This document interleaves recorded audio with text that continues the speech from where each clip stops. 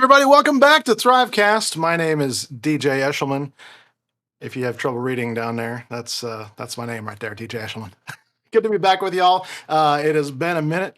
We took a little bit of a hiatus, and it's great to be back with you. So Jeff, unfortunately, has some other duties. He's like a big time CTO man now, so he's got lots of things going on. So definitely sending him our love, and we'll see him again sometime soon, I'm sure. But this is the thing about working on IT. Sometimes you have seasons that are really busy, and sometimes not, and so just kind of need to roll with the punches sometimes. So you're stuck with just me today, and that's not such a bad thing, I guess.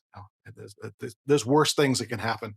So anyway, today we have a very special guest. I want to bring her on.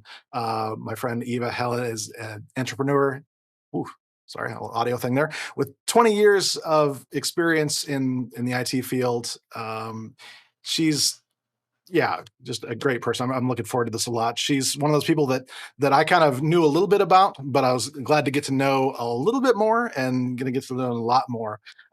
She's been kind of shifting a lot, like I have been, in saying, you know what, there's all this IT experience, which is great, but let's see what else we can do to kind of build up additional people and build them up additionally in kind of various ways that are meaningful beyond just what we can contribute. It's that leaving the world better than we found it kind of a thing. So she has shifted to doing a lot of keynotes, coaching, personal coaching and professional coaching, seminars for men and women, mixed groups, this sort of thing. But really is focused on helping advance women in technology and also minorities in the workplace. And that's a very not only noble thing, but a very necessary thing, as you can imagine. So now, for those of you that are viewing that have known kind of the EUC space or the end user computing space, Citrix spaces, you might recognize her as the co-founder and COO of Sanbolic, which was something that was acquired by Citrix in 2015, which is kind of where she came into my world a little bit, which is kind of fun to see how we've kind of all taken all these little paths and things like that. But today we're going to tell you a little bit about not only her and her life, but also a book she's been working on and just released today. Woo! Women in Tech, a book for guys. We're gonna there's a link down below. You can find that as well. But hey, let's get started. Welcome, Eva. How are you today? I'm doing great. Thank you so much. Awesome. Now, the cool thing about this is we were introduced by our mutual friend Esther, who's a great friend of the show and is still awake. That's pretty cool that she's. I mean, I would kind of hope that she'd be on since she provided this introduction, and she probably is pretty curious where it's going to go.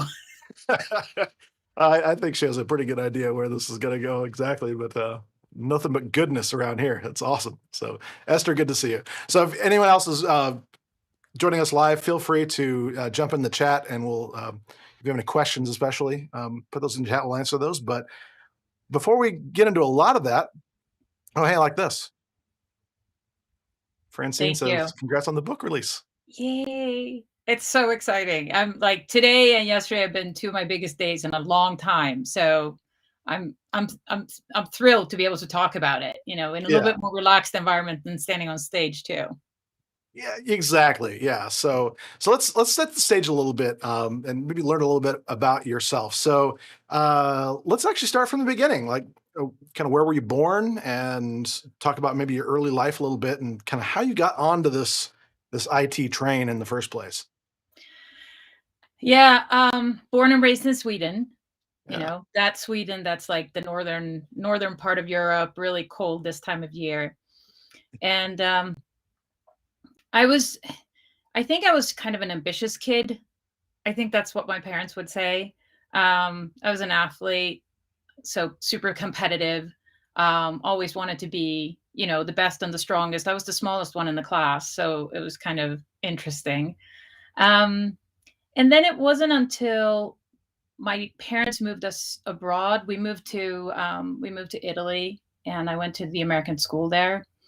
And it was really during those years that I started to kind of excel because there was meritocracy. So the harder I worked, the more I was rewarded, and I really, really enjoyed that. Yeah. Um, and then went back to Sweden and finished up high school and then started university. And I think now when I think back about my university years, what I do remember is kind of where I have reconnected with.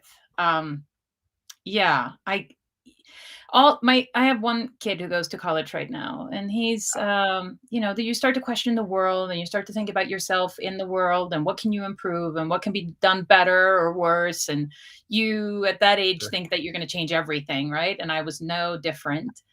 And I found that there was a lot of women who were a little bit angry, shall we say, about 25 years ago. And so I joined them up on the barricades and thought, okay, I'm going to fight for women's rights. And I worked for a company that was recruiting women for high positions in companies and went to tons of events. And then I actually went on to interviewing. So even back then, I was, I guess, into interviewing.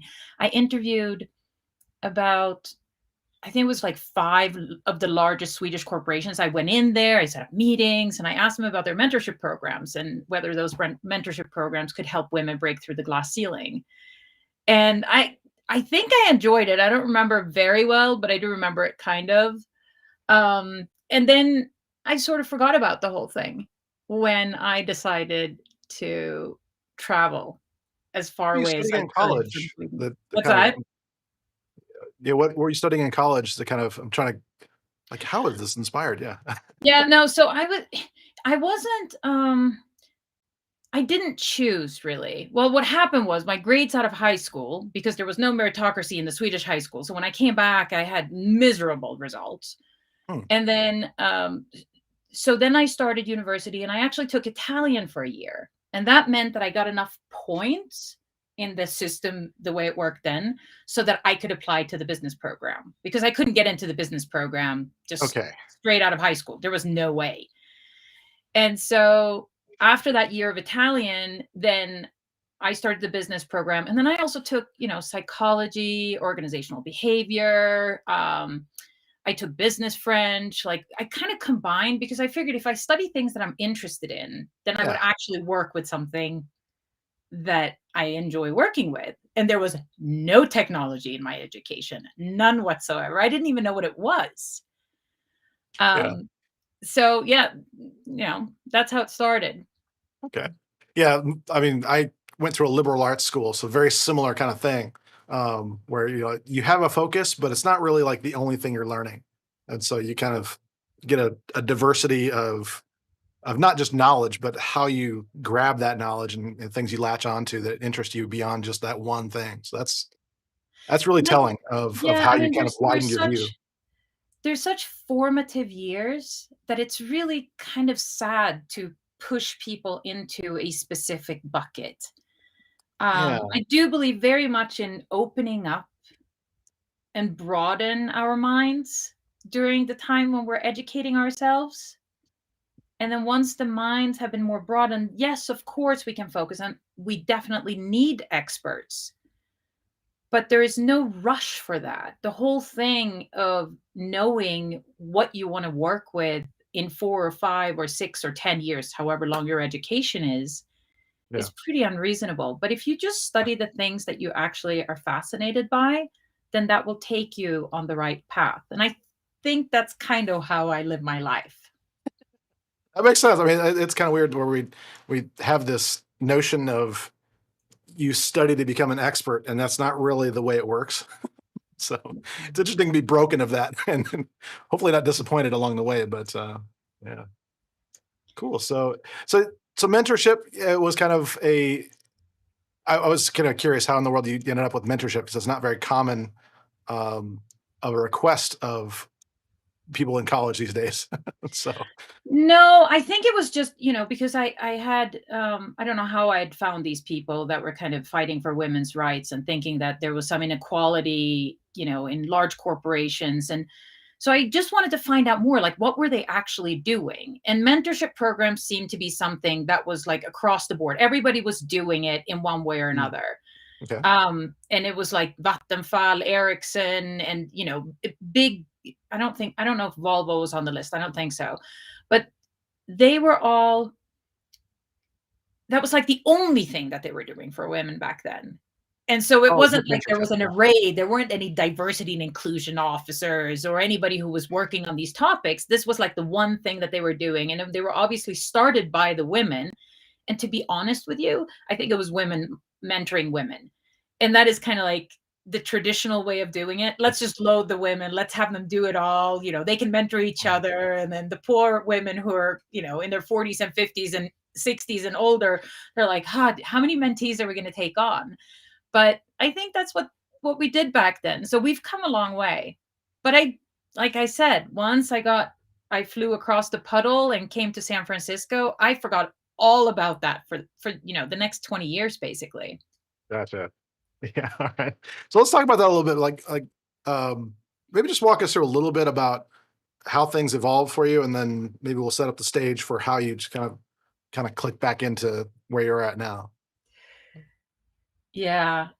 The idea when I was done with school, so I was 25, was really to go as far away as possible. Okay. And I That's was not uncommon. choosing, and it wasn't, I love Sweden and I love the Swedish people, but I don't think I'm meant to live there. I love to visit. And I think I was always a little bit too much, a little bit too loud, a little bit too, bragging a little bit too much and wanted to stand out too much. So it wasn't really a place for me. Um, and so I had decided, okay, I'm going to go as far away as possible. And I was choosing between Sydney and San Francisco. Oh, okay. Yeah. And the airplane ticket was cheaper to San Francisco. I So love it. that's how I ended up in the States. And I had sworn, like 1989, I came over to the States with my parents for a 3-week trip. We did a tour and we saw the big cities, and it was the last time I ate meat because we had a lot of hamburgers and steaks and stuff like that. And then when I came back to Sweden, I said to my mom, "That's it. I'm never going to eat meat again." And that was when I was 19. So it's over 30 years ago. And so since then, I've not had any meat. And I also said, I'm never going to go back to the States. But because the ticket was Oh, cheaper to San Francisco, I still ended up going to San Francisco. And in the beginning, I was playing, hanging out in Santa Cruz, learning how to surf, doing all of that. And then I thought, okay, I have an education and my brain seems like it's gotten a little bit like foggy. So I probably need to start doing something. So I was living with friends. Of course, I couldn't afford to have my own living. So I was sitting at the kitchen table in my friend's apartment. It was a couple. And I was reading the San Jose Mercury News because that's what we did back then. And I looked at, the ads, the job ads. And I found 2 or 3 different ones and I kind of, like in the movies, I circled them like that. yeah. And then I went to 3 job interviews. One was in Los Angeles and it was a total disaster. I'm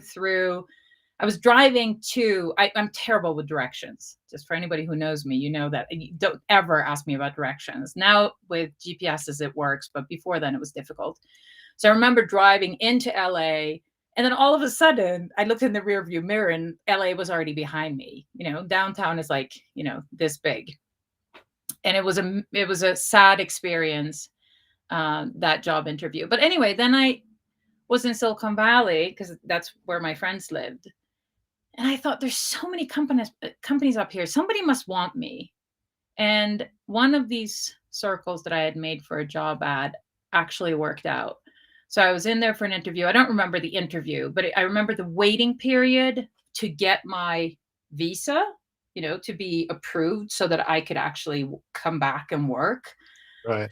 So I went back to Sweden. I worked as a teacher for a few months while everything was Oh, getting sorted okay. out.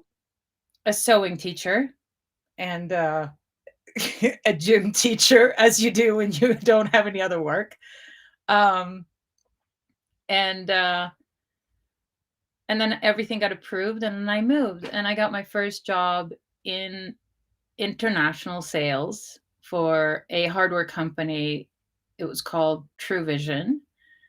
Um, it was acquired, but I had already left. I was there for kind of a short time, but it was really an amazing introduction, just learning everything about technology. And everything was so physical. It was like so easy to understand back then, physical servers and motherboards and Right. fiber Yeah. channel cards and, all the things that we put together.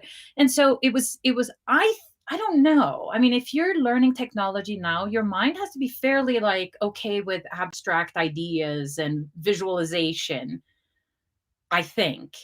But back then it was actually like you put your hands on it and you can actually feel the technology, which worked for me. That's how I learned. Yeah. Yeah. I mean, I think a lot of us kind of in the end work that way. That's why most people I talk to actually, it's not that we set out to learn something specific, or if we did learn something specific, we ended up not doing it anyway. Yeah. So yeah, Yeah. it's kind of fun how that works out sometimes.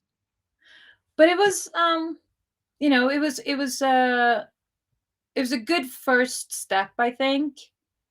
And I actually had I'm sharing, part of the story in the book because I think that when I'm asking people to kind of open up, not necessarily to somebody else, but to themselves and like figure out who they are a little bit more. Yeah, Um, I they kind of I want to share my story with them so that they understand where I'm coming from. And there's a quote in the book from that boss, the manager who was the VP of international sales, who I worked for at TrueVision, because he was an amazing guy. He always had my back. He taught me everything, everything, like from how to have these conversations with distributors to resellers to how to sell the product to, I mean, everything that I needed to know. And I did have, it was on one occasion, some distributor at a trade show talked down to me, and he basically looked at me, my boss, and said, "You never have to do business with anybody who makes you feel uncomfortable." yeah, And that's also like one of the things that I always had in my mind, always throughout all of these years, 20 years in tech. If somebody makes me feel uncomfortable, it's okay to walk away. There's another customer around the corner. There's somebody else who wants to talk to me. All I need to do is pick up the phone and dial a different number. yeah. But I don't have to put up with any of that if I don't want to. And I Right. think that by giving me, he gave me the ability to choose already when I was so young. And so it was just really cool to have that with me the whole way. It is, and that's something where I really I love hearing things like that. People breaking out of that scarcity thinking that that there's only so much business you can get out there, and so you got to just grab onto whatever you can. No, no, Mhm. no, no. And this is true of jobs too. It's like so when having somebody to actually give you the permission to live a more full life, man, that's gold right there. So I can definitely see how that would be, it's been very easy to grow from, and not to feel held back.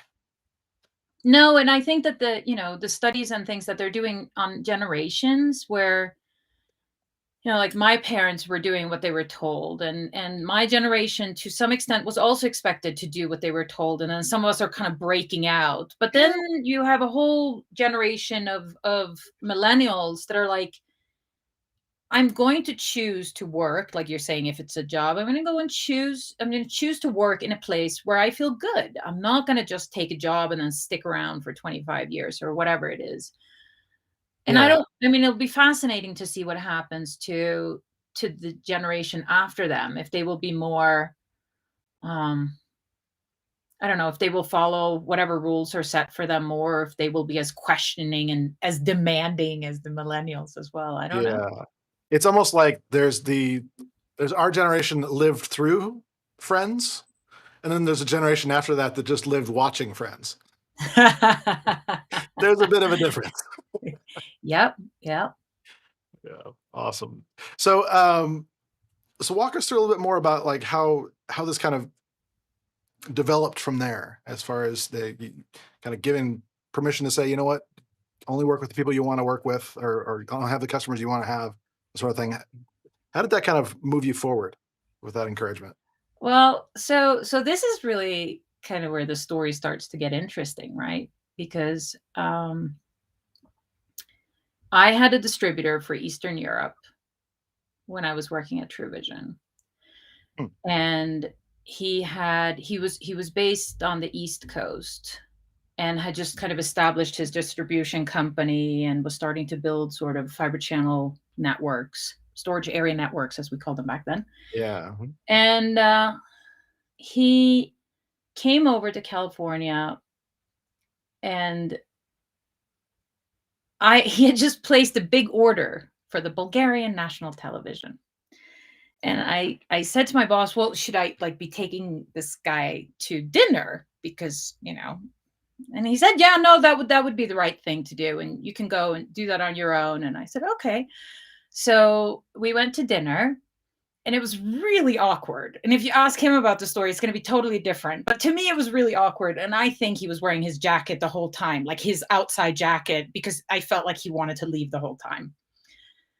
But the next day, we met in the office, and there was definitely, I thought he was kind of a very interesting guy. And apparently he thought the same thing. So when he a few months later said, "Do you want to come over to the East Coast, to Boston, and be the sales manager for this company that we're in the process of building?" We, meaning him, and then there was a whole bunch of people that were doing the configuration and the deployments of these systems, but there was no software yet. And we started, so I moved over to Boston, and everybody was like, "Oh, are you sure about this? And you have such a good job. And what are you going to do? And where are you going to move again?" But I'd been in California for 3 years. And the sky is always blue in California. And as a Swedish girl, it was really hard that the weather is always the same. So I was like, okay, yeah, no, I'll try the East Coast for a while. And that ended up being 17 years. So we built this company that was called Number One GM, and we built storage area networks for broadcast stations and post-production studios. Okay. And that is really like how I learned how to calculate, how much storage do you need, and how long do the cables need to be, and how do you like put this whole thing together. And then Yeah. um, this guy was, teaching the whole world, this is what we're going to do, and this is how the systems are going to work, and this is how the software is going to work. So we worked a lot with a company called Discrete Logic back then. And this is all like, video production space. And it didn't take that long before Discrete was actually acquired by Autodesk. And because our software, so we had basically built a job sharing software so that people who were sitting in the same production room could actually share programs and files and bins with each other. Big deal, right? Right. Yeah. And Enjoyable. Yeah, definitely. yeah. And so they acquired Number One GM as well. And I think we did everything wrong. I still remember the evening when we were sitting in the office, the two of us, by the fax machine, waiting for the signed contract to come in. And it was very surreal. And we were young, and I don't think we really understood what it meant or what it was going to mean, going forward. But then he said, "Well, we need to do this better. We need to build now a volume sharing software because we didn't really get it done the way that I wanted." So I said, "All right, fine. What does this mean?" "Well, would you be okay? Do you want to start another company?" And I said, "Well, yeah, I guess, yeah." And I'm not a risk taker. I'm really not. Like, I'm Okay. fairly I'm fairly conservative. I'm not like an entrepreneur, born entrepreneur. I haven't grown up with parents who were, my father was a banker, my mother was a school teacher. Mm. So this whole like taking so much risk, but I was like, "Yeah, well, how long is it going to take?" And he said, "Well, I don't know, 2, 3 years." I said, "Oh, okay. Yeah, I guess I could do that." It did take a lot longer than that, but we did start Sanbolic together in 2000, Oh, and wow. we've Okay. been Yeah. together for 15 years. Wow. And the interesting part is that throughout all of those years, outside of Sanbolic, outside of our company, we never told anybody that we were married. And we just didn't think it was anybody's business.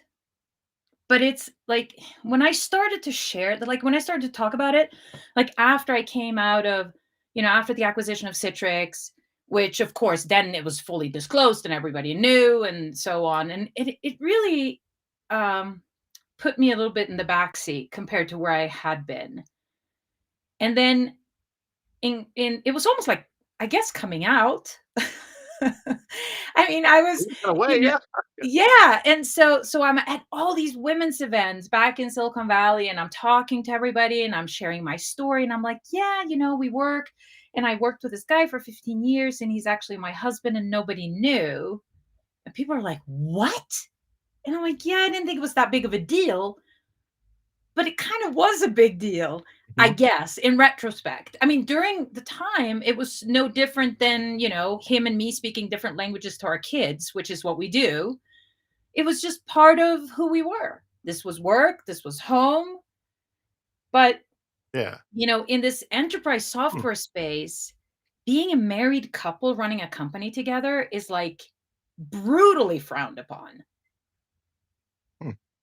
And so we just didn't tell anybody. We just figured it was, better to just keep it that way. And, for me personally, as a woman, it was enormously beneficial because nobody thought I was, the blonde just hanging on to the genius or something like that. I actually got to be my own person and I had my own role and I had my responsibilities and we split everything in half, both at Right. work and at home. But Hmm. yeah, it worked. But it was strange sometimes. I'll tell Yeah, I you a can I story, but I'll wait until you ask your perfect. next question. No, actually, I was actually just processing that, like, um, I just trying to empathize a little bit and say, "Okay, well, what would that be like?" I mean, it's like I've never experienced anything like that, so it's hard to know, like, from a personal standpoint, but I'm thinking that, is it specific to technology necessarily? I don't think so. It's like, what is it that we have this weird kind of shift that goes on in our brains? Like, we hear like nepotism and things like that being a bad thing in companies, and but there's like this assumption that a husband and wife team would make bad decisions or something like that. It's like, well, why is that? I don't under. It's not logically processing why that would be a challenge, and what as society we've kind of done to ourselves to create that. I'm trying to. No, I mean, it's strange, we're so even if, 50% of couples go in different directions, right? And it doesn't really matter if it's a husband or wife, or if it's a couple of same gender, or Mhm. if it's even, I mean, even with siblings, right? I mean, how many have really great relationships with their siblings? So there is a concern that if you're a couple and you have a company together, that you're going to end up, there's a 50% risk that you're going to go separate ways. But honestly, between business partners, like if you look at co-founders Yeah. that are not married, I think that it's probably even higher than 50% that I they would go in make that different argument as directions. well. Yeah, well, it's like a marriage. Yes. There's less keeping them together than would tear them apart. It's like there's not another reason. But I mean, it's for us it was an era, right? It was 15 years. It was more because it was 17 years with the previous company but we weren't, officially married or together then. But it was it's really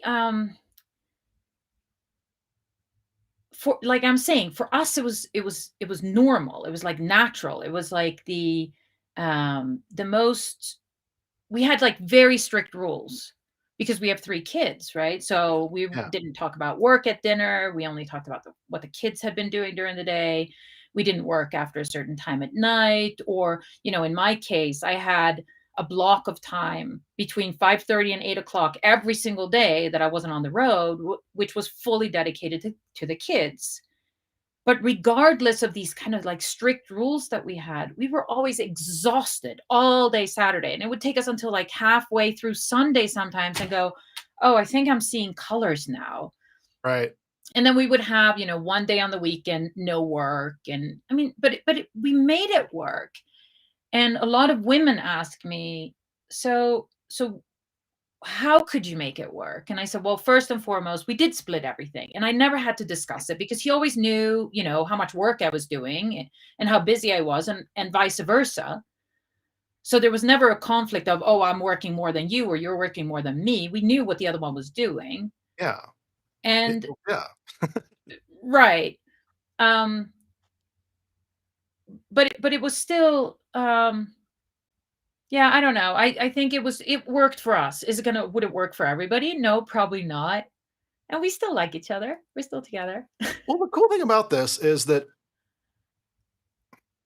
I guess I've been through enough of, my original background is in psychology, my life these days doing more coaching than anything else, that sort of thing. I hear these kind of things, and the deconstruction usually ends up the same kind of thing. It's where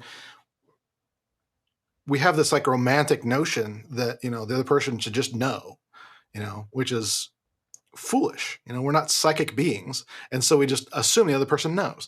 But when you have clearly defined boundaries in communication, then it actually makes it easier in that way. So if you know what's coming, you don't have to stress about, oh, does he know what I mean, or does she know that I'm doing this or whatever. It's kind of established.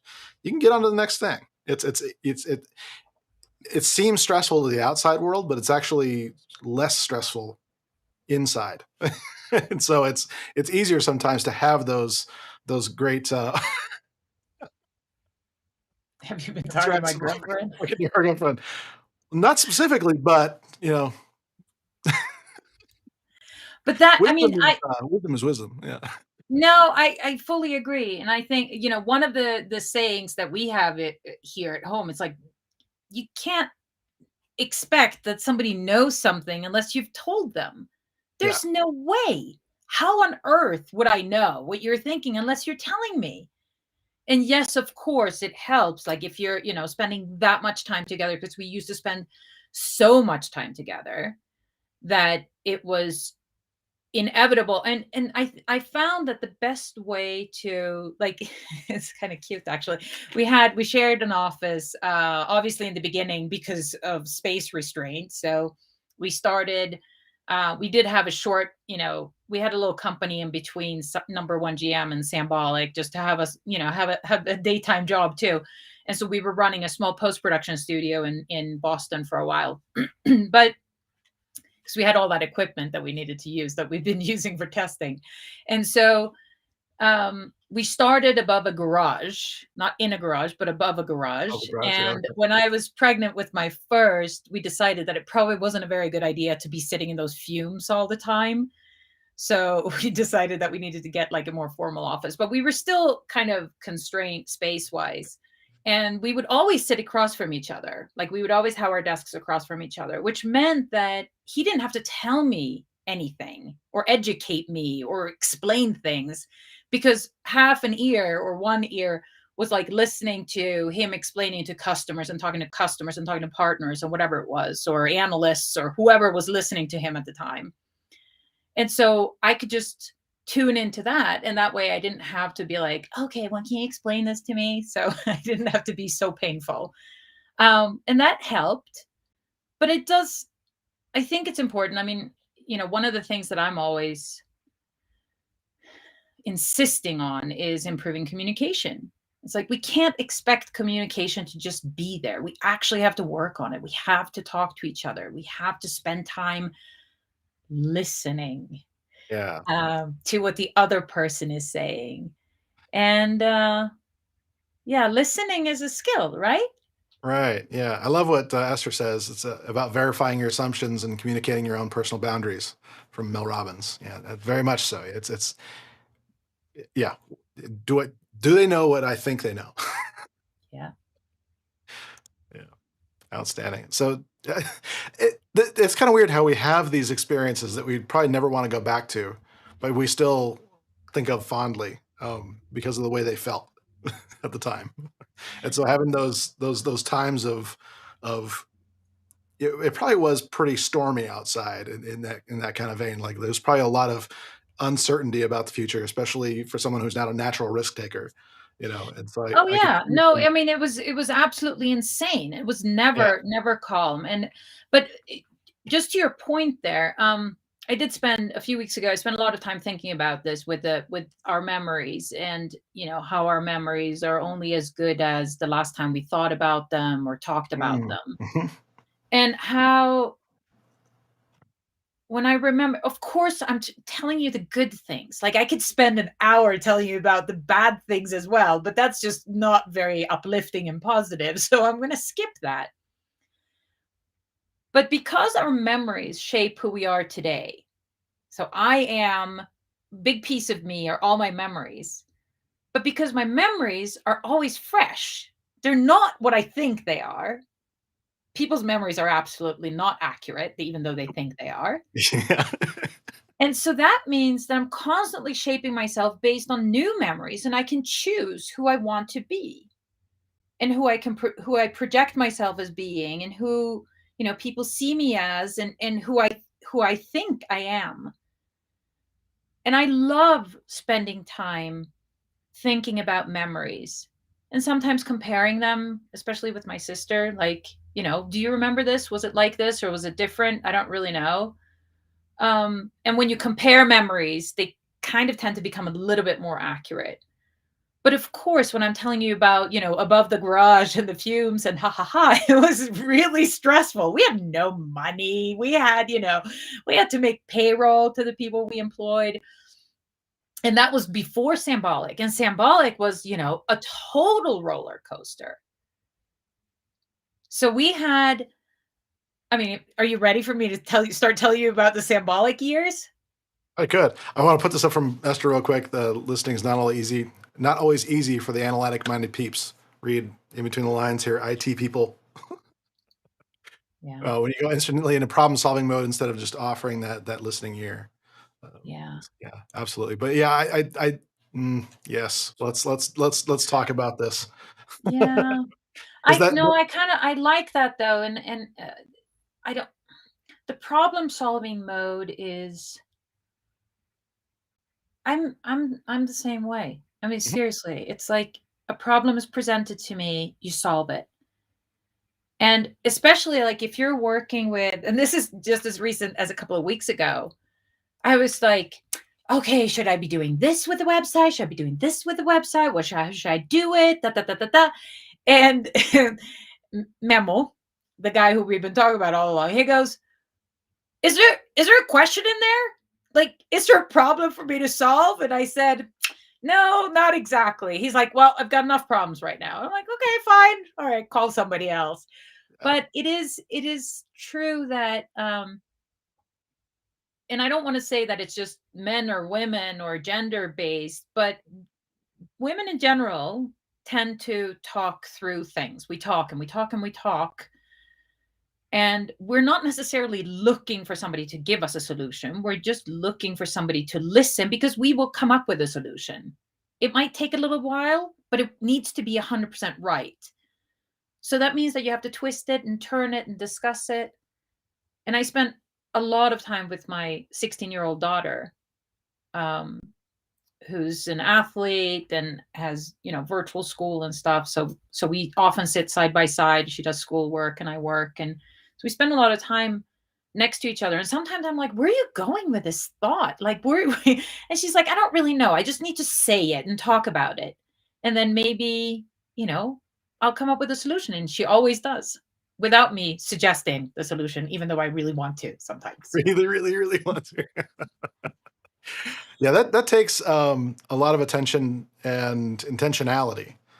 Um, Yeah, actually, I was at a conference this weekend, and one of the things that came up that I really liked is that a lot of us think we have attention deficit disorder. What we have is intention deficit disorder. I was like, ooh, that's good. That's But yeah, if our intention is just to, yeah. get them out of there without letting them process that on their own sometimes, it can actually be detrimental to the growth process. This is something where I have to walk myself through this all the time, being married as well. It's just like I see the solution here. If you just let me do it. Mhm. That's a very well-known video. That's maybe I can get the link sometime, but it's not about the nail. A woman that has a nail sticking out of her forehead, and her husband's just like, "Well, if we could just get the nail out of your forehead," and she's like, "It's not about the nail." It's classic. It's a great example of like sometimes, and this is not just a gender thing. This is actually true of all of us. A lot of times when we're kind of, especially when we're breaking through a barrier, and when I say barrier, there's a lot of barriers between our comfort zone and uncomfort zone. Breaking through that to actually get to the next thing beyond that uncomfort, which is kind of a next level of of expertise or just of how you're enjoying spending your time. That can be a painful process. And if we are too quick to offer a solution and give them an easy way out, brings them back to the comfort zone. So they've made two leaps backwards instead of just one. And so that's something that I've been learning over time is like, okay, well, I can't always just give a quick solution, even though I really, really want to. Yeah. So yeah, But yeah. no, but the thing about the comfort zone is really important, I think. And that's actually part of my work as well. I'm encouraging every person to first recognize what is your comfort zone when it comes to mentoring and sponsoring and supporting women and minorities on that topic specifically. Like really understanding what is your comfort zone first. And once you understand that, Mhm. then you can just stretch it a little bit. Because, like you're saying, if you go too far, then you end up backtracking like crazy. And so just getting a little bit uncomfortable by trying something that you haven't done before. And then once you've done that, then you can try it again and again and again. And once you've done it enough time, then that's all of a sudden part of your comfort zone. And then you can move Yeah. to the next level, right? And it's hard sometimes to determine or to discern with people like when they are trying to break through a barrier and when they are just having a time that's it's not all discomfort is beneficial. This is something that I'm learning to nuance lately as well. It's like, okay, well, not every opportunity is the right kind of growth opportunity. Sometimes So we how can, do you know that in advance? and that's the thing. I don't think you can. But in the course of conversation, I've found that like asking for permission kind of thing is like, would you like my help with that? So start with empathy and then going on to would you like help with that, that sort of thing, or how, don't like, not literally those words, but you know what I mean, that's the intention of the next question that follows that. Mm, A lot of times I can determine from that, like, okay, this is something where they're trying to grow through something and I just need to be supportive of them yeah, and support them through that. A lot of times they just are in a kind of crisis where they're just stuck and there's not really anything that they're trying to benefit. They're not really, gonna be growing as a person from this. They're just, like a flat tire. Am I gonna drive by somebody that has a flat tire and it's like, are you feeling okay? You know? yeah. Yeah, No, I but can I'm just curious, like, I'd if love to. if Yeah, you yeah. are able to, like, if you're able to, let's assume that you're starting here and then you get outside of your comfort zone just a little bit. Is that how much you're gonna grow? I mean, is it equivalent to how much outside your comfort zone you get? And if you do things that are, like, completely crazy and you're, like, throwing yourself wildly out of your comfort zone, will Mm. you then get the same, like, would the ratio be the same? Like, will your reward be much bigger then? That's the question. It's And funny. Yeah, sometimes it is like that. For example, when you move to the United States, that's a pretty big comfort zone shift. You can't do that every single time. That'd no, be but it really is true, tough. and I think that that's like, my life has a tendency to be like that. Yes, I did, move all the way out to the United States all by myself. Mhm. Then I moved all the way back to the East Coast because I thought that this was the right opportunity. I didn't know a single person. I mean, I got really ill when I got there because I really had thrown myself way outside of my Hey, comfort okay, zone. yeah. And then things like, um quitting behaviors, quitting smoking, quitting drinking, quitting, like, Hmm. doing extreme things.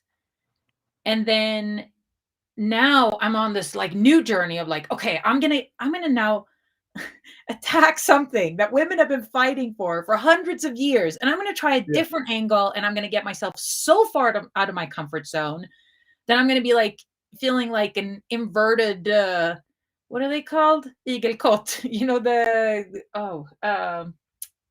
the little animal with the spikes. That's what I feel like.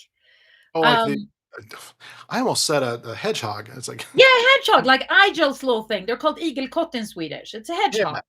okay. Yeah, so, like, feeling like that sometimes, I'm like, "Oh my god, can I just not poke myself anymore because I can't stand it?" And at the same time, it's like, "It's okay. I'm doing it. I'm doing it, and I am continuing to grow." Thank you, Esther. Igel. Yes. I'm, just continuing. I don't want to, I think that that's the fear that's driving me. Cause when you're probably going to ask me, what are your fears? Right. My fear is to stagnate. My fear is to stop Mhm. growing. My fear is to not be as curious about life and people anymore, because that's really what's driving me. I want to know. I want to hear everybody's story, and I want to learn what they're going through. That's interesting to me. But as I'm Yeah. always out of my comfort zone in this new thing that I'm doing, I'm also really enjoying landing in my own old space, talking to your audience in this particular case, knowing that I've got techies in front of me. I love that. Um, I'm on the board of a company called Vasion. They were Printer Logic before in St. George, Utah, and being able to support them and help them with things that I know because I've built companies and because I've done it before. So it's like landing in a soft cushion. So it's a nice counter to all this extreme, like, craziness that I feel like I'm doing sometimes. It gets better, sort of. Okay, good. Yeah, it is weird how, we tend to bring things on ourselves that we don't realize are being brought on ourselves. It's funny how that works sometimes, and that's true both of people that are being entrepreneurial but anytime you step out, and put yourself in the limelight a little bit and kind of just, uh yeah, you always have some people that assume you're digging in your heels and you're not. You always have some other people that just really want more of you and just can't get enough. And that's the funny thing is that that can cause us to respond to different ways in different ways to these things and can cause kind of these trails of constant uncomfort, which is kind of what I went through this year. Honestly, I was like, I kind of woke up one day and said, "Why am I doing all of this?" Yeah. Yeah, it's heavy to know that that's something that Did you answer the question? as far as why, Yeah. uh, or yeah, and the answer was, and this is me being just completely honest, is because all my life, if I want one question, it's to be validated, and that's something that has always been. It's always something with me, always. We've actually talked about on this show once or twice how me always feeling like the younger guy in it's a weird thing. Is that like there's this weird generational thing going on in information technology, for example. Whereas the people that are just coming in these days, um, they might see me as the old guy, but I don't see me as the old guy. I constantly see myself as the young guy trying to catch up. And so it's funny how that works sometimes, even though that's just not true. You tend to get into those kind of modes of thinking. But I think maybe that's because, I mean, so there's a couple of thoughts there. It's interesting with the feeling like the younger guy, because I felt like the younger person for years and years and years. Like I always felt that these white men who were on the trade show floors, everybody was always older than me. And then all of a sudden I kind of realized that, well, age-wise, I'm probably like well caught up, if not past a whole bunch of them. But the whole thing of patterns and remembering and recognizing things. So once you've established kind of like I'm the younger guy and that's how I perceive myself in relation to others, then that's part of who you are. So you keep coming back to that. Yep. I think for the same thing with like this whole, like if we take the being out of our comfort zone as an example, it's fascinating. I mean, it's really fascinating how well our minds and bodies remember everything from before. So like right now and in the process of like, book launch and like a lot more stress than I've had in the past 5 years. Yeah. And my body responds exactly like it did during the Sanbolic days when I was in this constant stress mode. Yep. And then you would think that I would have unlearned that throughout these years when I've really been working on like, not just taking care of myself, but taking care of my family and like doing all these things that I didn't do during the Sanbolic years because I just didn't have time. And now it's like that 5 year my body doesn't even recognize that that's happened. It just throws me right back Right into back where into I that. was. Yeah. I love this comment. Targan says, age is a brain thing. You always feel young. Just more experience every day.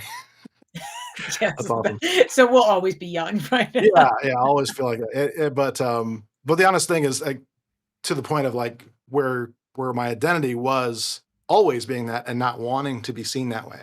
And that was important. And you are absolutely right about the whole body responding the same way. And then this is the other piece of where I was at, is if you don't, if you're not aware of where that can go, then that response can be the same. So for some people, I see people going back into like patterns of alcoholism and drug abuses. For me, it was falling into a depressed pattern. Actually, I needed to reset and take some time away because I was into that same thing that I dealt with way back in 2003, basically of just being through a massive depression because of all these things. And so it's interesting that you brought that up, that we tend to come Yeah, right and I back I to it mean, if we're not aware of it. And yeah, I mean, I think it's important, since people who are watching are in full work mode and just most of the time probably extremely exhausted from all the work that they're doing, right? right. And I crashed early on. So you're saying 2003, it was for you. In 2000, it was about the same time. Probably 2002. I crashed completely. I mean, just like black, like wall. I remember like I would stand in the kitchen and felt like the cabinets were gonna fall on top of me. When I was out driving, I didn't know who was gonna like swirl into my Oh, lane. yeah, yeah. And then I went into a very, very dark place, and ended up like if I opened my laptop, I couldn't remember like what was I writing.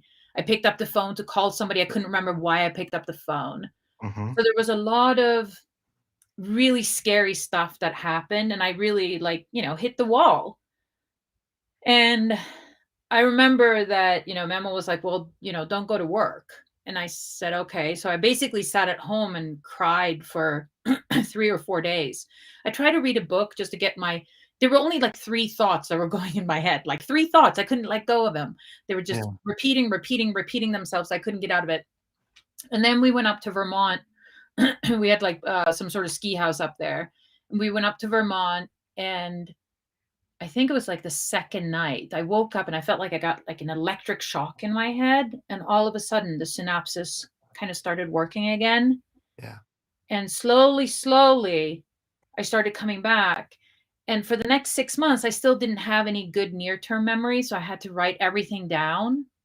So, and I still am in the habit of always writing everything down because it started back then.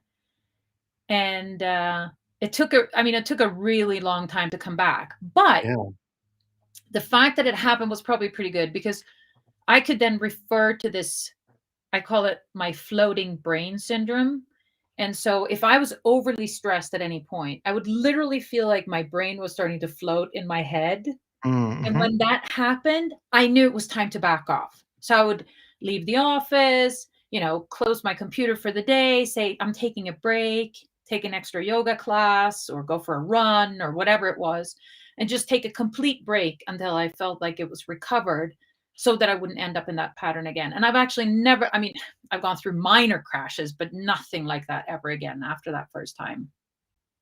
Yeah, I mean, learning what works for you, and this kind of we had mental illness awareness week a couple weeks ago, and that was something that was talked about that especially when it comes to like generalized anxiety, things like that. There's not every path is like medication and therapy, so getting it out of our heads that that's the only way to deal with it. In fact, most people these days would actually recommend something like having meditation, yoga, things like that that actually help you kind of reset a context, and kind of not to go all Tony Robbins on us here, but very much of getting yourself physically into a different place than you were. So going to Vermont, for example, great way to reset the context. So when you're in those loops, you do something to break out of that loop.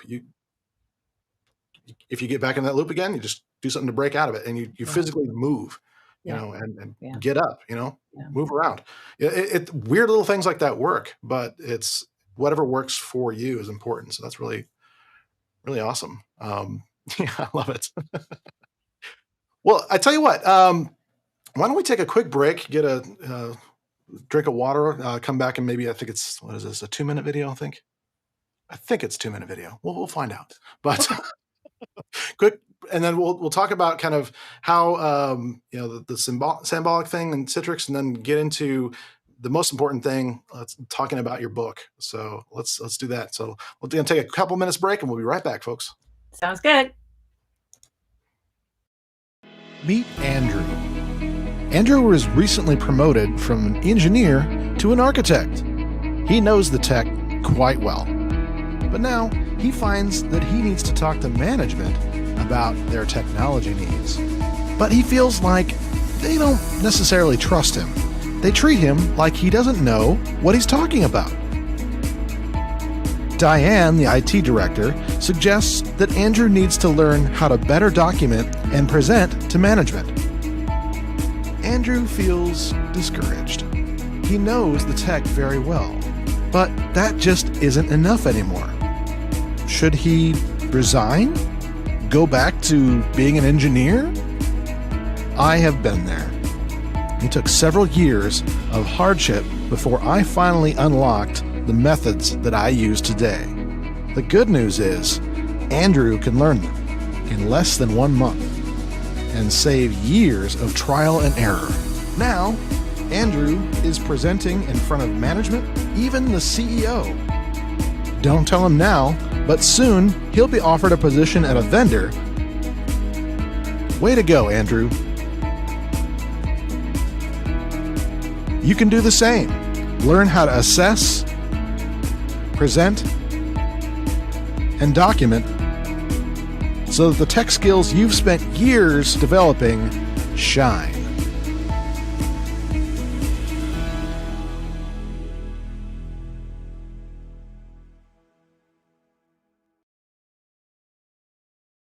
So we'd like to thank our sponsor, me, for that show. That course is still available, folks. If you're wanting to learn how to do the kind of things that I've been doing for years, as far as the tips and tricks is one thing, but diving deep into figuring out my whole process of going through my methodology in the very significant ways of assessing, presentation, documenting, doing all these kind of things with confidence. I do encourage you to check that out. thrive-it.com/TCAPD. Total confidence in assessment, presentation, and document. TCAPD. So that'll get you $10 off. So I appreciate your support in that. And let's get back to the more important thing, which is talking with Eva. So always fun to do these little things. Mostly it just gives you a chance to take a break. And so that's a bigger, a big thing too. We're clever around here. So anyway, so let's walk back through kind of how, obviously Sanbolic was kind of one of those companies everybody's like kind of one of those wow companies, like wow, I wouldn't have thought of that kind of things. And so it sounded like it took some time to really get going, but eventually it did. Well, yeah, it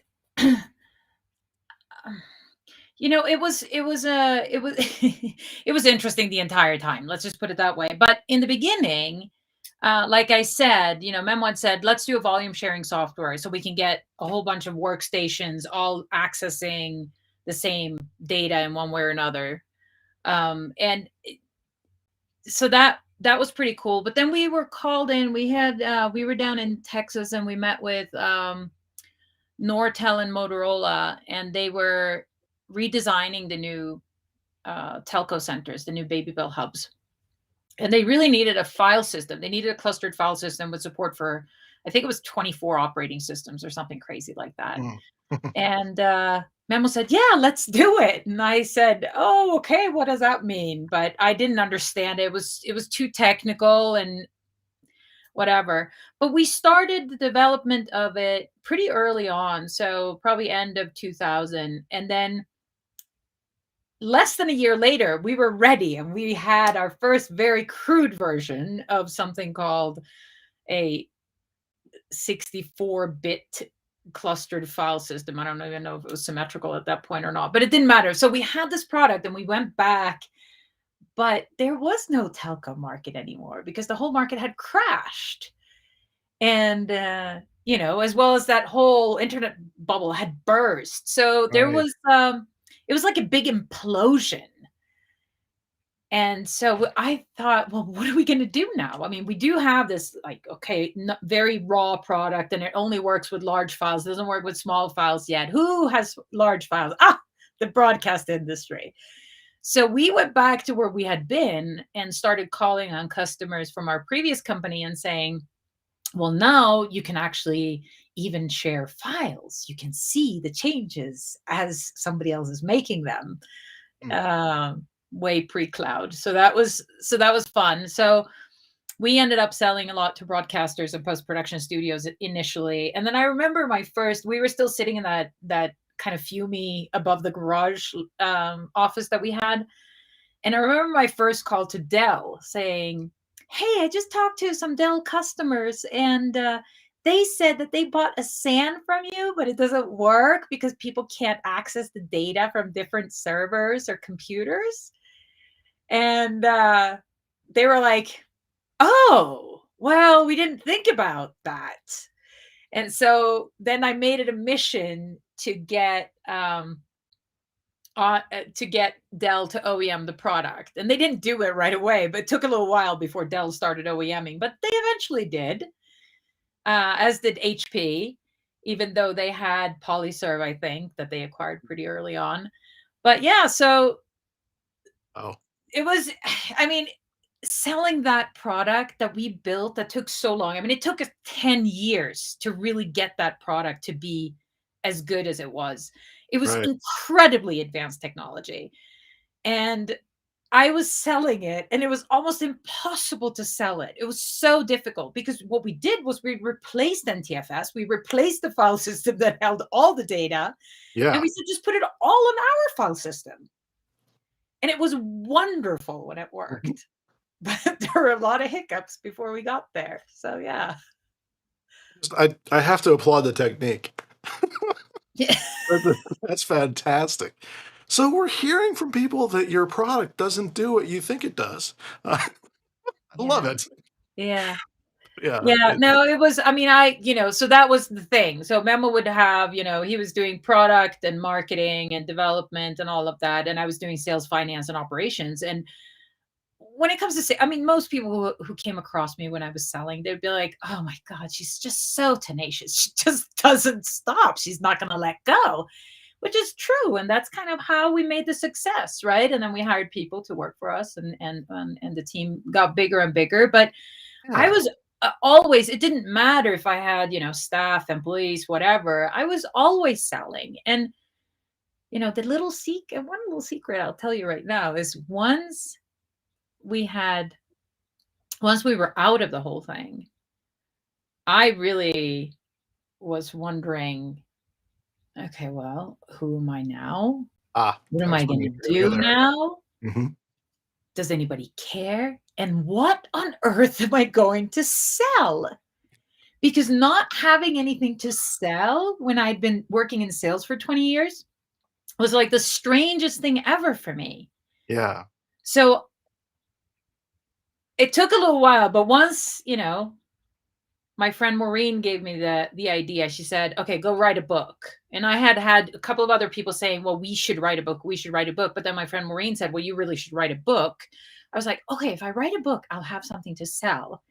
And so that is why, obviously, I'm so excited about today, because Yeah. here I am. I actually have something that I can go and sell now. And the sales cycle is going to be a lot shorter than a clustered file system sales cycle, which was, 9 months plus. And it's not going to be any big revenues, but that's okay. It's still something for me to talk about and show people and Yeah. sell. Well, I can see some parallels about what you said. I get excited when I hear people talk about living in passion and in purpose rather than just like a paycheck. Yeah. And so, yeah, having something that you're passionate about, um, it's not just an addiction. You get to that point where you're just like even if it took you a long time to build up to that point, if that's just suddenly just kind of like just dropped, then that can be really difficult. That identity has been taken away. And I'll also echo what Esther is saying here, that Sanbolic really did rock, and it's a shame that Citrix didn't fully share the vision when they bought it. It was kind of one of those weird things where, yeah, I can say this, I guess, that when I saw it going through, I was like, ooh, gosh, I hope it doesn't die. Yeah, and it did. I mean, it did, and we know that the majority of integrations of that kind do.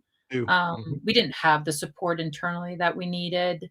The company was going through its own transitions. We were part of, like, there was a lot of acquisitions that were happening I would around the same time, easily, yeah. and all of these products were going to be put into their own division, and it was going Mhm, to be rolled out as this hybrid storage solution and this and that and the mhm. other, and it didn't happen. But Yeah. I'm not surprised about it. And was it sad? Like, initially it's like, oh, this is our baby, this is our baby, we have built this, and you get kind of emotional about it. But then you realize, well, it's technology, it's product, it's business, it's not life. It's okay. You need to move on and let go of things so that you can evolve and grow in a different direction. But of course, I think there were, it had kind of reached a peak, and we did what we could with it, and it was a really fantastic technology. But at the same time, cloud was coming in. And even if we were Yeah. doing this geo distribution of data centers, so it was like early cloud solutions, if you will, um, but there was so much new technology. So the timing was really good, right? I mean, we had a good run for 15 years, and I have never in my life learned as much as we did during those years. Right. Um, would I do it again? Hmm, y- yes. Yes, I would. I would do it again. Maybe some couple of small moderations and things like that, and the stress of, not having enough money. It was 2001 was obviously a little dip because we were so early on that we kind of got through that. But then you can imagine we were in negotiations with Microsoft at the end of 2008, and it looked like it was going to be a nice acquisition, and then the market just tanked Thanks. Yeah. and everything just stopped. So 2009, I was with I had our third child, and I was literally like, okay, how are we going to make it? Like, how are we going to make it month to month? How are we going to get through this? And there was no more money coming in. Customers had closed their wallets. Our investors didn't want to put any money in. It was Right. just like, it was brutal. But then once we got through 2009, and then we were like, okay, we made it through. We cut salaries. We kept everybody, but we cut salaries and just kind of tightened the belt like crazy. And then we started kind of accelerating and building again. But yeah, we have been through those in extreme ups and downs. And once you've done that and you've really fought your way through those incredible difficulties, and I'm not comparing this to how poor people have it or anything like that, because we were still able to put food on the table, we were Right. still Yeah. able to pay for our house. But for us, it was really, really challenging. And once you've done that, you're like, okay, if we can get through this, we can do anything. Right? Yeah. Well, when you're challenged from an identity standpoint in any kind of regards, and I can see that being a big piece of that. But there's a lot of things that go into this. There's a lot of complexities and a lot of the ways you feel about something you're producing. Yeah, it can really be tough to transition. So Yeah, it's and at the same time, I think there's a reason why people switch jobs more frequently now than they used to. And after 10 years with Sanbolic, it was sort of like it started, a lot of things were repetitive. You do your budget for the year and you're planning, and who are we going to hire? What are we going to do? What do we need to do? Da, da, da, da, and new product releases. And it becomes repetitive. And I didn't feel like I was growing as much as I was supposed to. When you have little children and things like that, it's so crazy busy. But by the time when I had my third and he was starting to, well, he didn't make his own coffee at the age of 2, but almost. And so, you know, I felt like there was time. It was really time for me with a new challenge. So everything worked out in retrospect. And as I have adjusted my memories, it's worked out nicely. love that. So let's walk into this. Like, okay, what was it that what really just kind of clicked to make you say, one, to do the crazy thing and write a book? Because folks, only crazy people write books. I'm just telling you right now, only I crazy know people I do. am. I know. But what was it exactly? What was it that said, okay, I want to write a? Well, was the concept of writing a book to help guys support women in technology, was that the first thing you thought of, or were there other things that kind of came along that No, process? no, no, no, no, no. First and foremost, there was a couple of things, right? So my grandfather, who I don't know how exactly, but he kind of made a big like impression on me. I mean, it's not like how he was a big man, so there is a reason why he made a big impression. But I think it was the fact that he was saying things like, people don't change. I remember a couple of things he said. People don't change. And I'm like, what do you mean people don't change? And I've proven that people change, both Right. by evolving and changing myself in a lot of ways and watching people around me. And maybe change is the wrong word, maybe grow is better. And then the other thing he said to me, so he was a politician in Sweden and also a linguist, and him and my grandmother wrote books about the Swedish language, but he also wrote his memoirs and he wrote novels and things like that. And he said to me, don't ever write a book, because the criticism is going to kill you, because it was killing him. It was really hard. The Oh, criticism for is him that as a projection of what? Yeah, politician yeah, okay. and a writer was brutal. Um, Somebody told me the other day, it's good if you're getting criticized, because that really means that you're challenging status quo and you're doing things that nobody has done before. And of course, you're going to get criticized. And Mhm. yes. And so every time that I have a moment or a day of good positive feedback, I tell my family, please remind me of this day when I'm crawled up in a corner crying because people don't like what I've done. But at the same time, I'm like, you have to put it back on people. I'm sorry you feel that way, right? Sorry. But anyway, so go back to, I wasn't going to write a book, but as we had been moved back to the Bay Area, back for me. And I was networking a lot and running around to women's events and trying to figure out who was who and what were women talking about. And I was obviously speaking at a lot of events about my success as a woman entrepreneur, kind of unusual in the enterprise software space. So I had, a lot of people that wanted to hear the story. And after a while, I was like, okay, well, this is really boring. Like, I'm talking about myself, kind of like I'm doing today. Um, and let me turn this from looking at myself to outward instead. And of course, like speaking to these women, I got a lot of good feedback because they actually asked questions, and it was relatable for them as they were starting up their own companies. It was a lot of women entrepreneurs from all over the world that I spoke to. But then during running around at all these events, I was like, well, this is really weird. There are no men here. And I'm used to being in a room where I'm surrounded with guys, most of them really great guys.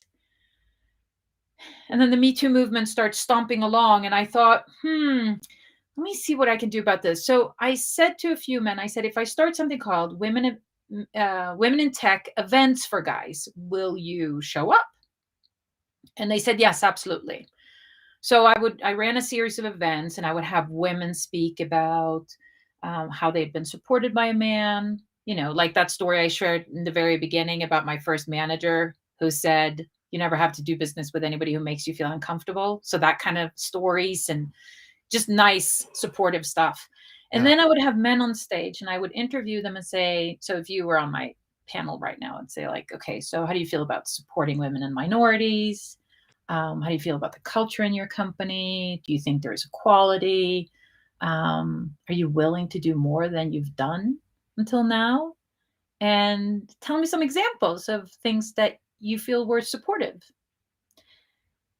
And amazing stories came to light. One of these events we ran at Citrix. So that was a really, really nice one. And I would have a minimum of 50%, usually like 55, 60% men in the audience. And the way I got them there was I would invite them myself, but then I would also say to women, you're welcome to come, but you have to bring a man along. He's your ticket. And so I did get a fair amount of men into the room. And then I thought, well, I want to get more of these stories, and I want to share them with a broader audience. So how do I do that? So I went on my LinkedIn network and say, hey, can I interview you? 60 minutes of your time, please. And I did 60-hour-long interviews with men in tech, from CEOs to individual contributors, salespeople, engineers, operations managers, anybody in the kind of the tech sector. That was the minimum requirement. They range from, some were as young as 30, but usually like 35 to like 60 was kind of the range. About 45% of them are first generation American. So because it's tech, a lot of people come into the country, and maybe also because of my own network, I'm not sure. Then I took all of that information and I looked for patterns. It was a lot of text, I had it all transcribed. And then I said, okay, what patterns do I find here? And I was able to identify 7 character prototypes that I have written about in the book. And the idea is not for me to tell anybody what to do, but once you have understood who you identify with, when you have one of these it's one of these character prototypes, or maybe a combination you will identify as.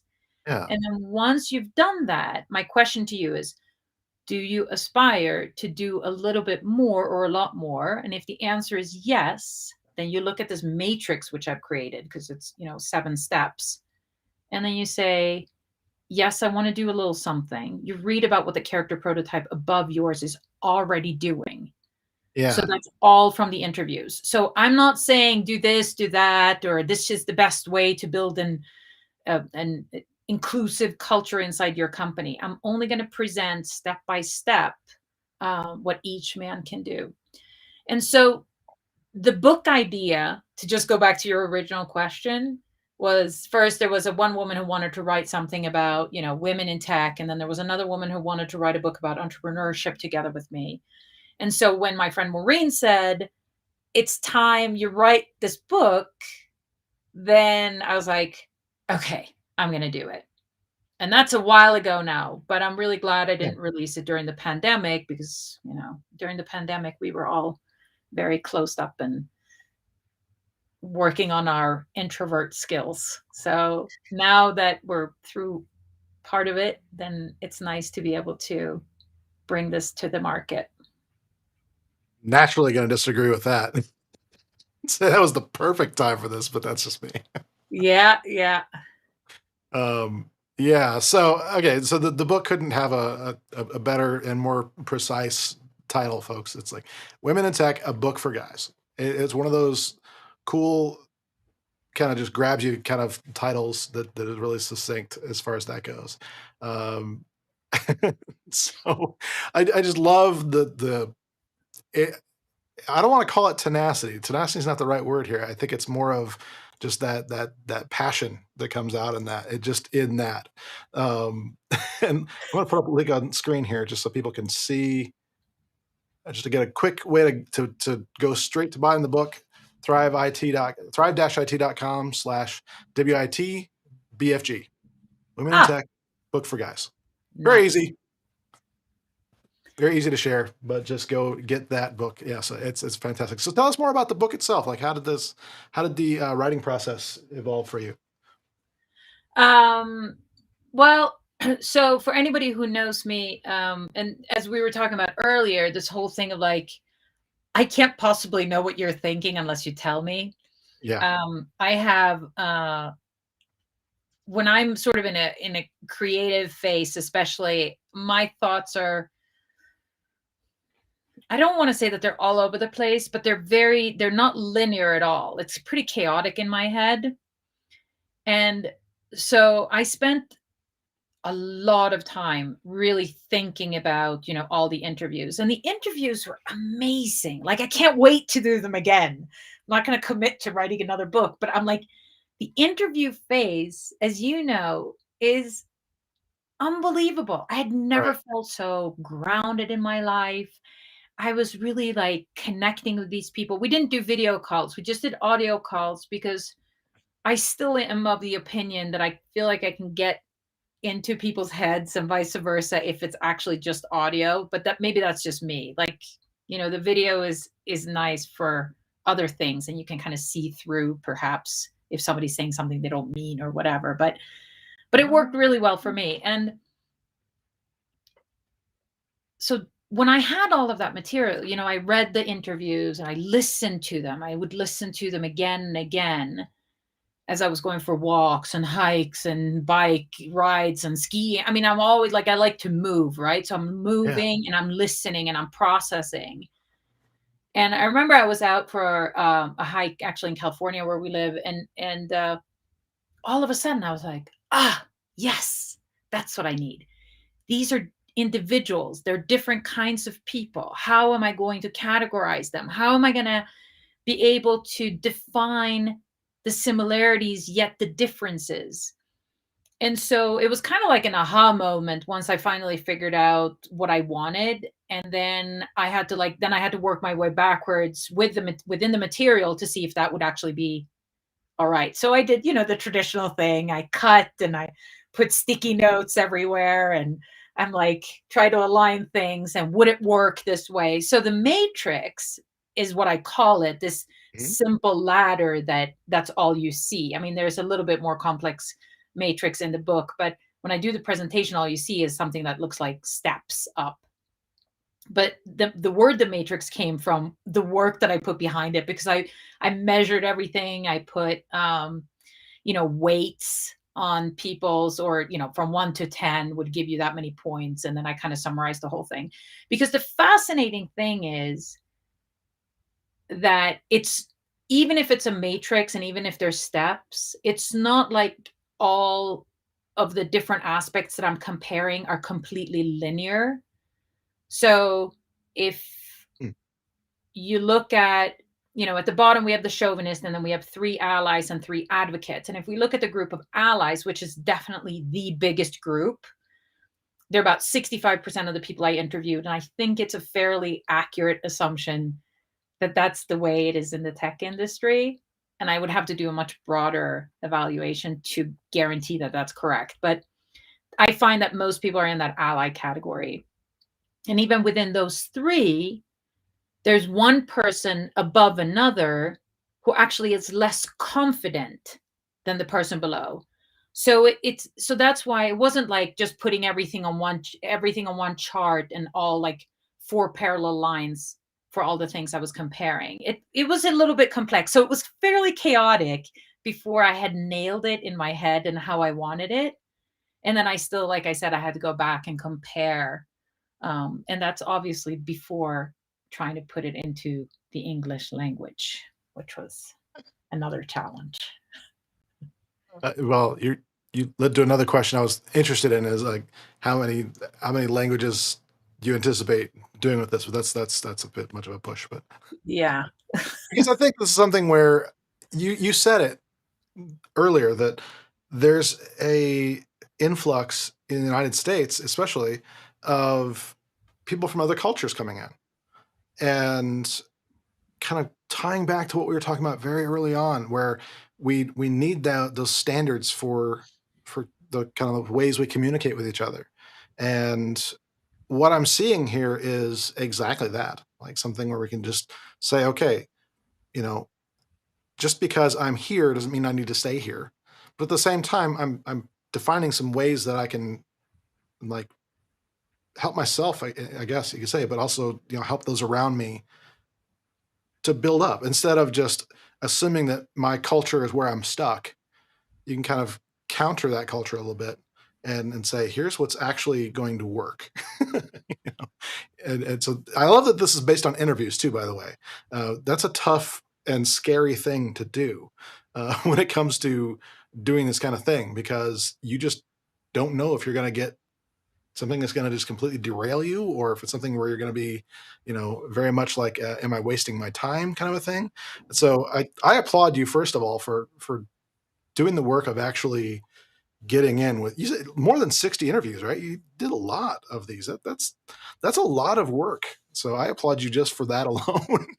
Just doing the work and then being able to organize it all is fantastic. Yeah, no, but it was very, very fascinating to me. And, I think that when you were talking about like the whole thing with people coming into the country and different cultures meeting and things like that, the one thought that popped into my head was, I come from the country of conformity. I come from Sweden, right? Everybody does things the same way. If the government says this is how we're going to do it, then that's how you do it, and you don't question things. You just like fall into place, and you're not supposed to stick out very much, and it's just nice and smooth for the most part. And then I had 2 kids already, and they were at daycare in Cambridge, Massachusetts. And obviously Cambridge is, just like Silicon Valley, it's just Really, yeah. filled with people from different cultures. And my daughter, she had, as a little one, she had an immune system deficiency. So she kept getting sick all the time. And in Sweden, not quite as much now as it was, 20 years ago or 30 or 40 years ago. But, outside of the daycares, the kids would be sleeping in their strollers to get as much fresh air as possible. So when it was nap time, they'd be, bundled up and they'd sleep outside. And outdoor time was really, really important to stay healthy. And so that's the culture I grew up in. And that's how I brought up my kids. We always go outside, we go outside, we go outside. But in this daycare, they didn't take the kids outside as much as I thought that they should. And this was a very expensive place. So I thought that they should do what I told them to do or recommended that they would do.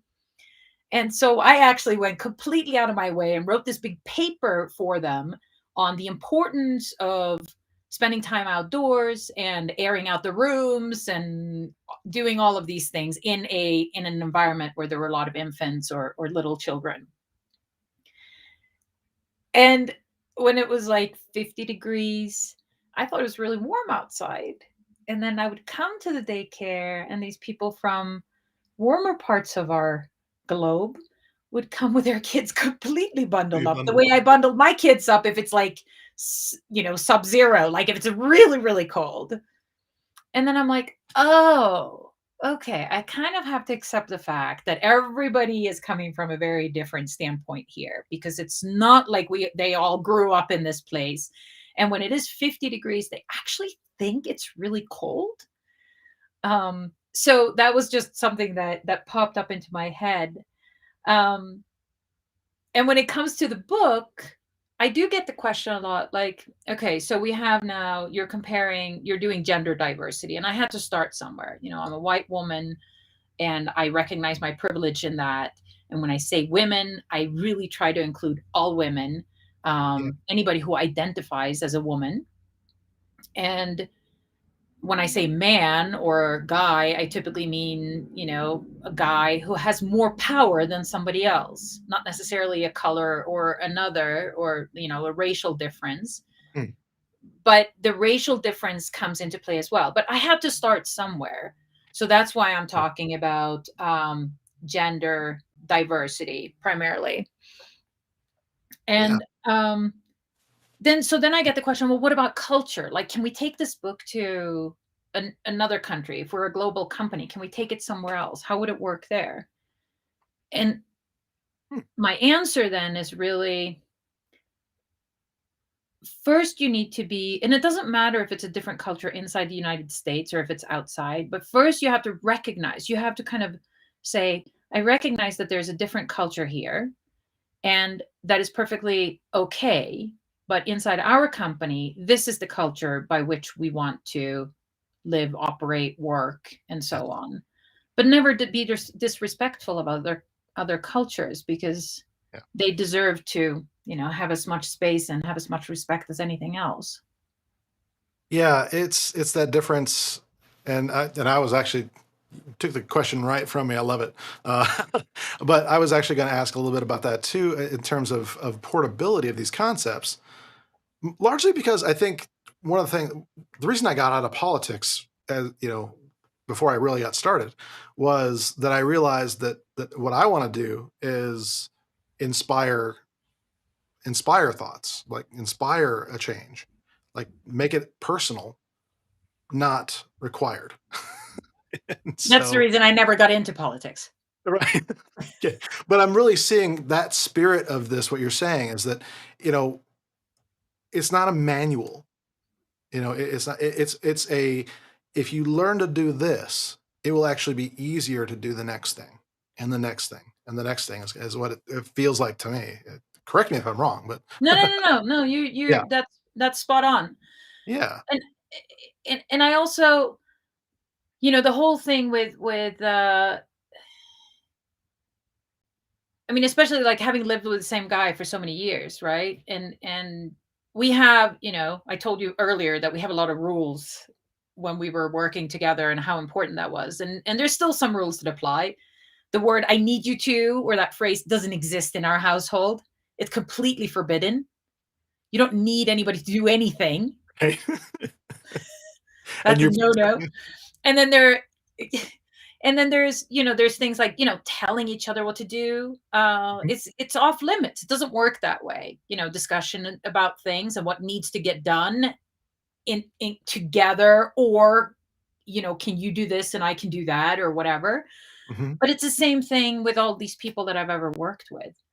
I'm not going to ask people or tell them, you should be doing this or you should be doing that. Well, my question is, do you want to grow? Do you want to evolve? Do you want to become a better peer, a better manager, somebody who people look up to? Do you want to be that guy that the other men are like, wow, how did he tackle this? Or that the other women are like, oh, he's a great sponsor. Maybe I should go and talk to him. I've seen what he's done for this and that woman. Maybe he can do it for me as well.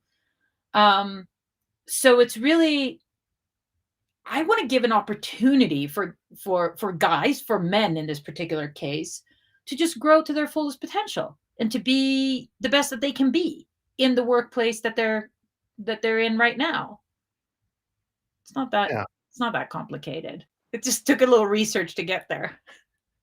Yeah, and so I guess the question that comes up in my mind about that, not to dive in maybe too deep, but um, I do find that there are either cultural or sometimes even gender differences, if you want to call it that, of the approaching of that. It's like, okay, there's something that needs to be done. This other person, maybe they should be the ones doing it, and there's different approaches to that. And I find that middle ground you're talking about is often hard to find. A lot of times it's, I need you to do this, you know, or even more instructional. You must do this, or yeah, that sort of thing. That's the language that's used. On the other side, you have this overly passive aggressive way of doing things, where it's based on manipulation and things like that. And so, did you find anything that was kind of dealt with that divide at all? This is me being curious. I'm interviewing you now. Yeah, no, I'm trying to think. So if you look at the 7 character prototypes, Mhm. they are inspired and motivated by different things. So just because one thing works for one type of character doesn't mean that it works for another. That's the easy answer. So if we take, just because we didn't say it before, but all these 7 character prototypes have names: Mark, Yep. James, Samir, Memo, Al, Cree, and Richard. And so Richard, who's at the bottom of the matrix, who from the beginning I was like, I don't even know if I want to include him. He's really difficult. Is he, worth taking into account? Well, okay, maybe I'll keep him as a reference point. But as it turns out, the Richards that I interviewed back when I did the interviews, which is, a while ago, have evolved so much. And Mm. it's really amazing, especially one man I'm thinking about. His name is Scott. He's featured in the book, and he's grown so much since the first day I interviewed him. He didn't know how to hire women, where he should find them, how he should go about doing it. Even if he knew that it was the right thing to do, he had no clue of where to begin. And he's doing that now. He's employing women, hiring them for his team, and it's working out really nicely. And he's constantly curious. I mean, he pings me now and then and says, am I doing the right thing? Can you give any more advice here or there? And so for him, it was really, I can't remember exactly what kind of got him going, but for some of the people who identify as Richard, it's really a question of getting the right facts, getting the data, getting an understanding for, okay, the facts are there's a talent shortage overall in the tech space. We don't employ enough women and minorities. Now, what are the numbers? Okay, well, so I think it's something like, 53% of all bachelor degrees are held by women, 57% of all PhDs are held by women. The list goes on. So how come we can't get them into the workplace? And so starting to consider hiring in a different way. But for Richard, it's really a question of like finding what is it that motivates him, and what is it that will turn that level of curiosity on, so that he actually goes, okay, well, let me figure this out. Let me think about this a little bit, and maybe plant the seed there so that he can come up with the idea himself. Don't tell him what to do, but plant the seed, right? And then he's going to be like, okay. And then he will start to observe what other men in the organization are already doing, because he's always looking at other people. And then he will maybe do something as a team effort to protect a woman who is in a situation or is being bullied in one way or another. So he's not doing it alone, but he's doing it with a group of people. Or he's observing what somebody else is doing and thinking, maybe I could do that as well. And so it's really easy for us to just judge that guy, the poor guy who really has never even thought about these things, or even thought that he needed to think about this. He's like, maybe he's close to the end of his career and he's like, all right, I haven't had to deal with this all along, and now I have like 2 or 3 years left to work. Do I really need to get into this? Do I really need to care? No, of course he doesn't need to care if he doesn't want to. But should he want to care, then you just have to find what the right motivation is for him and make it feel like it's his kind of, he has come up with it or his idea. And so that's for him. And then, for the next person up on the matrix, who's Cree, who Richard would then graduate to. Cree is very often not even aware that he's doing anything for women. So he will say things like, oh, no, I don't support anybody, or no, I've never done anything for a woman. And then if I dig a little bit deeper and I say, well, do you have somebody who's very close to you who is a woman? Maybe it's your sister or a partner or, daughter. And then he goes, yeah, I just helped my daughter get into college and we worked on that together. And I'm like, do you see? And he's like, well, that's not the same thing. Yes, it is. That is. Yeah. Hmm. And so then with him, it's like, okay, we start from just like his motivation might be something that's very like he can relate to it very personally. Or maybe he has worked with a woman SC on his team for 7 years, and he's never really even thought about like that he's supporting her by kind of, how like a conversation in a meeting, if you're working closely with somebody, you'll go back and forth. And he doesn't think of that as support, but she sees it as supportive. Hmm. And Okay. so with Cree, it's more of a question of like making him aware that he is already supporting somebody, and then taking that to the next Yeah. step and supporting somebody who he normally wouldn't support, like who's not just like really close to him. So yeah, so to answer the question, like how do we get people motivated to move or interested in doing something?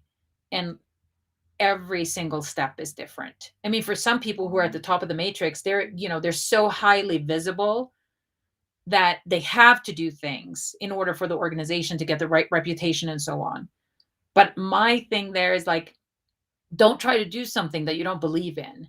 You need to understand why you're doing it. And if you're not quite there, take a step back on the matrix and redo the things that you think you've already passed and get comfortable with that before you move to that stage of like making both your work and the culture of your organization or other women more visible.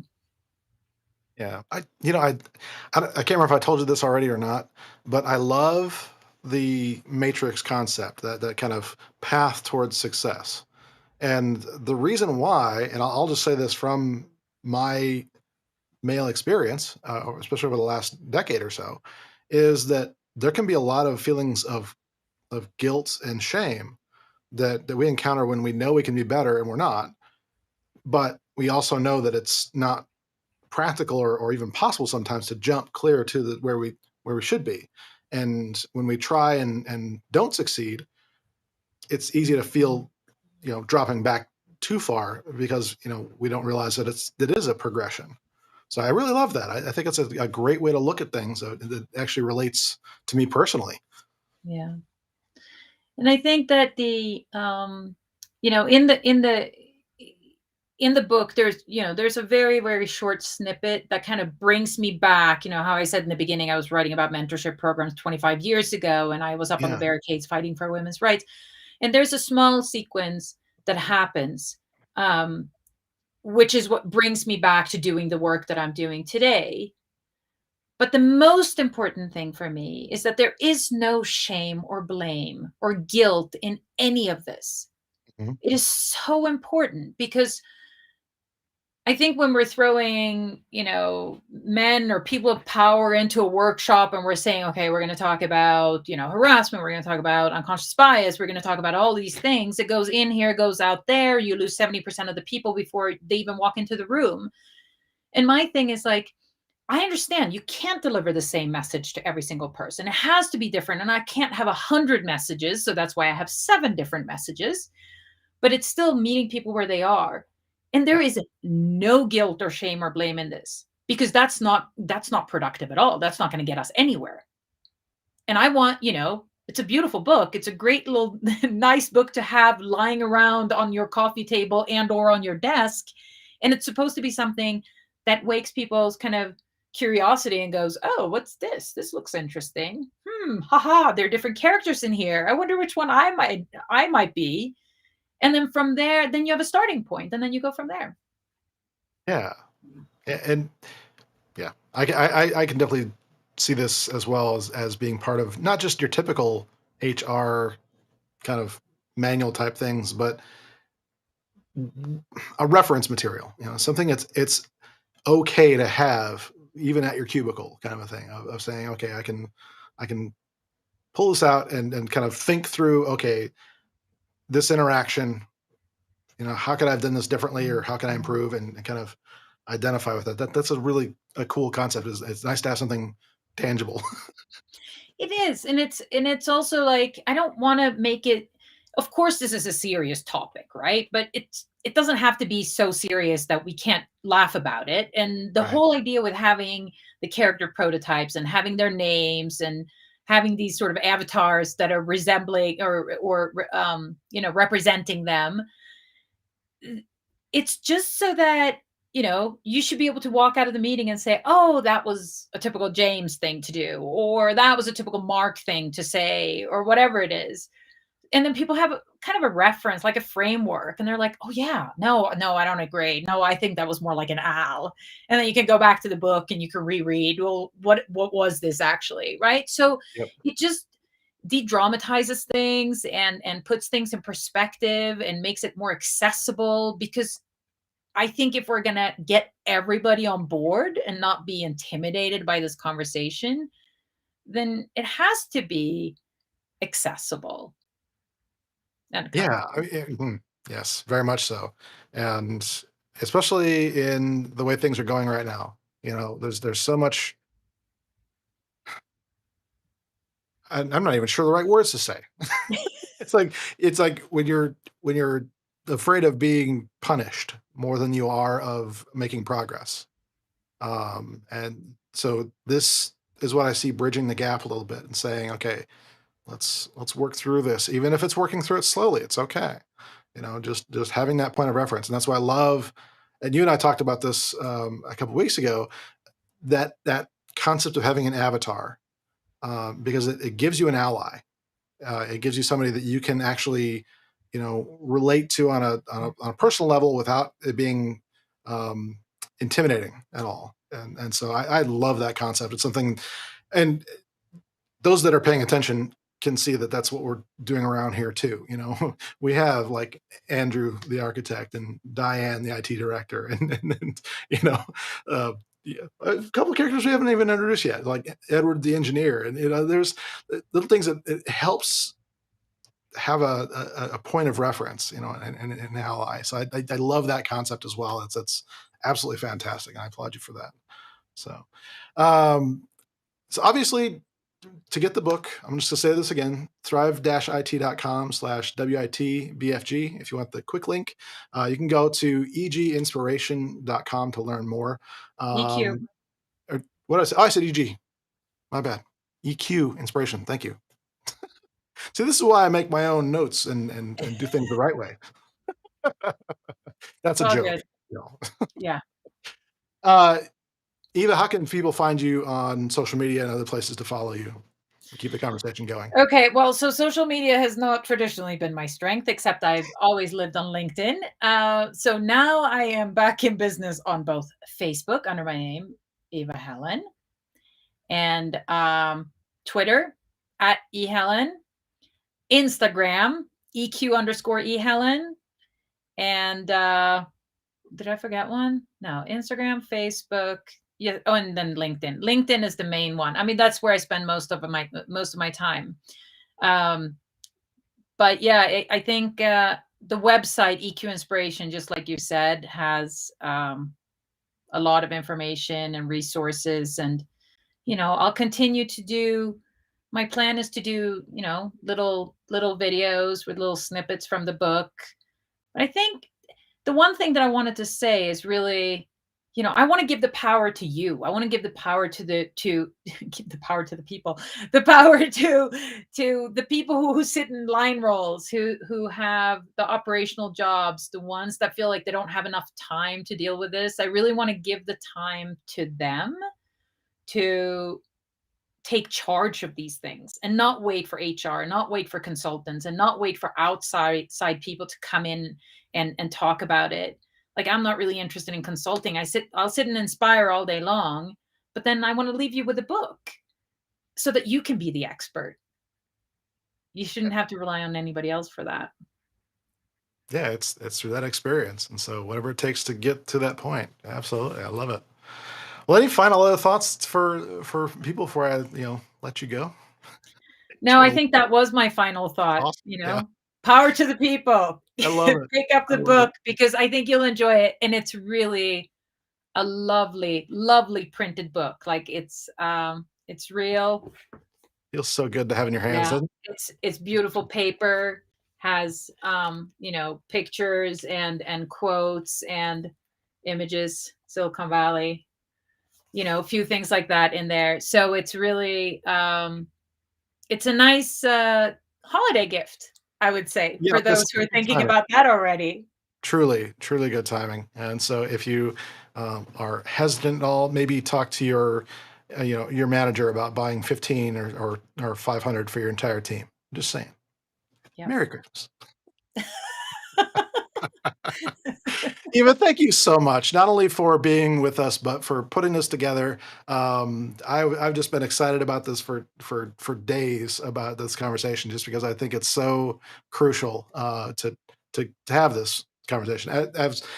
When we first started talking, Eva asked me about my audience, and I say, well, it's almost all men, like 95% or so.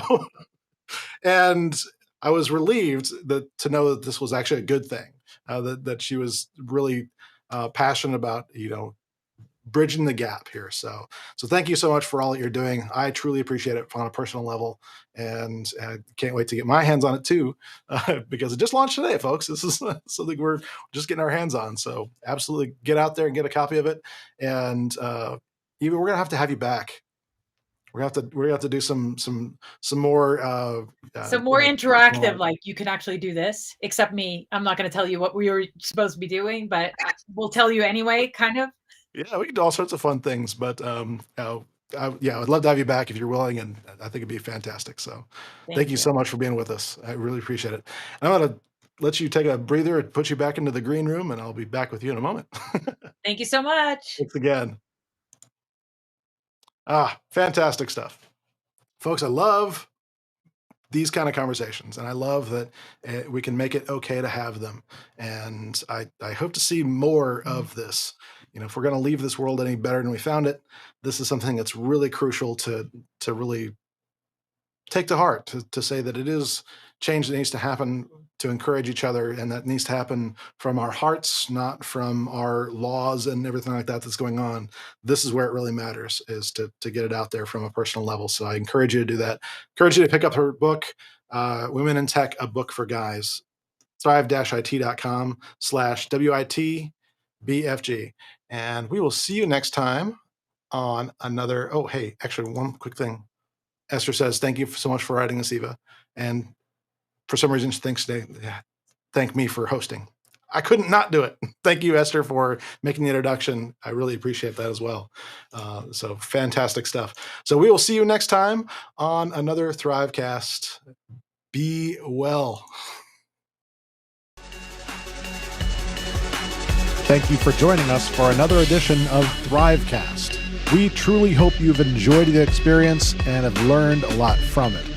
Now, what we'd want from you next is to join us at thrive-it.com, where you can get subscribed to our multiple channels, get subscribed to our newsletter, and do more to get yourself to where you want to be in your career and your life in information technology. If there's anything we can do to help you, please give us an email at support@thrive-it.com.